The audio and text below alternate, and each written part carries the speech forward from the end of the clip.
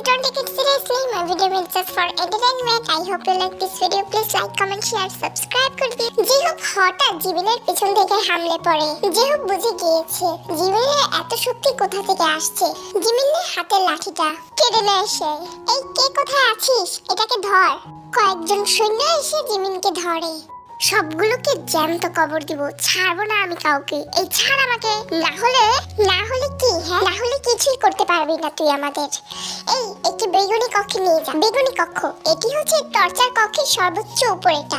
এই নগরে কেউ ভয়ানক অপরাধ করলে তাকে এই বেগুনি কক্ষে নিয়ে যাওয়া হয়। জিমিনকে টেনে হিঁচড়ে নিয়ে যাচ্ছে তারা। জিমিন যাওয়ার সময় তাদের দিকে তাকিয়ে বাঁকা হেসে বলতে লাগলো, আমি আসবো, ঠিকই আমি আসবো। তোদের ধ্বংস আমার হাতেই হবে। চুপ থাক অমানুষ, আগে বেঁচে তো নে। জিমিন আবার এক হাসি দেয়, যে হাসিতে হিংস্রতা। মন এবার এক পলক জিমিনের মুখটায় তাকায়। জিমিনের মুখটা অসম্ভব মায়া থাকলেও এখন সেই মুখে রানী এলিজাবেথের হিংস্র চেহারাটা ভেসে উঠছে।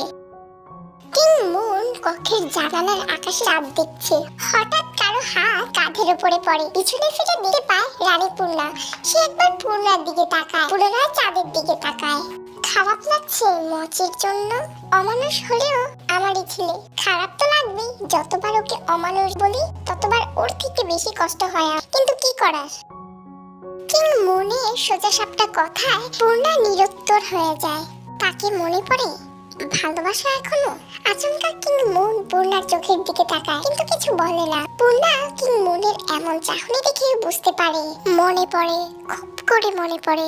ভালোবাসে সে এখনো, তাকে ভুলতে পারেনি সে এখনো, আর পারবেও না। রানী পূর্ণা জানে যতই সে ঘৃণা করে সেই নারীকে মুখে বললেও তার বুকের কোথাও না কোথাও হাহাকার ভেসে ওঠে সেই নারীর জন্য। তার ভাবনার ছেদ ঘুরিয়ে মন বলে ওঠে, আমার পুত্রদেরকে ডাকো, জরুরি কথা আছে আমার ওদের সাথে।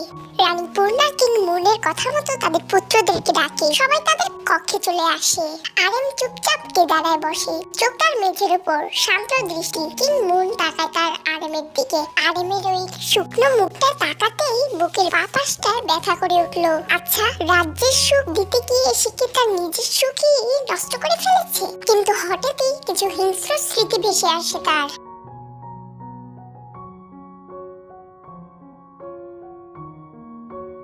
আব্বা, আমাদের আপনার কাছ থেকে কিছু জানার আছে। আব্বা, আমরা যথেষ্ট বড় হয়েছি, এখন আমাদের জানার অধিকার আছে। আজ আমাদের ফিরিয়ে দেবেন না আব্বা? আমরা আজ সবকিছু জানতে চাই আব্বা। সে অসভ্য ছেলেটার অদ্ভুত কথাগুলো কিছুই মাথায় আসছে না আমাদের। সে আপনাকে কি করে চেনে?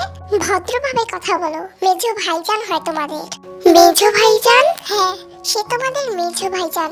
তারপর মন এক এক সবকিছু বলতে শুরু করে তার পুত্রদেরকে। তাদের এই কথাগুলো জানালার পাশ থেকে কেউ একজন শুনছে।